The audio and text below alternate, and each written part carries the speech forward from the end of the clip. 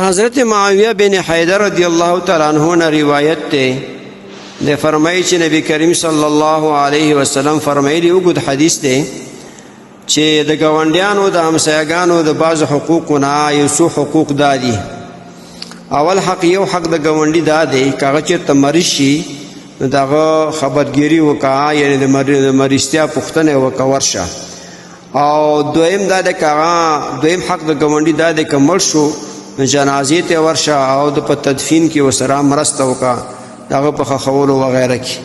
دریم حق دا دی چې چیرته هغه ته ضرورت پیښ شو ضرورت د پاره تا نه قرض وغوښتو خپل د وسع مطابق هغه سره قرض وکړه.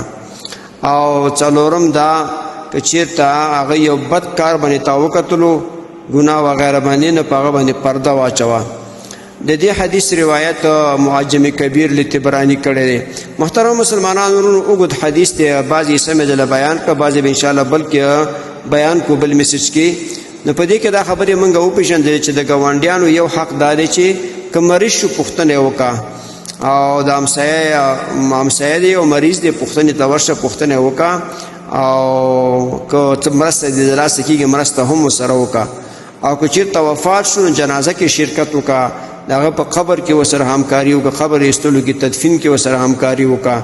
او که چیرته هغه غریب وو قرض د بتانه قرض وختلو او ستا وسته کېدل د خپل وسع مطابق وسره قرض هم وکړه. مطابق خبر سن سبا مصیبت دار چې خلق بیرته قرض تم نیو نو ور کوي د دې وجنه خلکو د قرضونه نو ور کوي. که خلکو قرض صحیح ور کولې نو بس خلکو با یو بل د قرضونه ور کولې. خو بهرحال او بل حق دی حدیث کې دا بیان شو که تا یو همسایه او ګاونډي دی تا په یو بد کار وکتلو دا اعلانونه مکوه فیسبوک کې مو ورکوه پرده په واچوه. دا د ګاونډي تا باندې حق دی دا څو حقوقه بیان کړ. نور ان شاء الله بل میسج کې بیانو. محترم مسلمانانو ورونو تاسو ته چې کوم روزانه د حدیث د مفهوم راځي نو د مهرباني او د ثواب لمخې نور مسلمانانو ته لیږدوي او شیر کوي.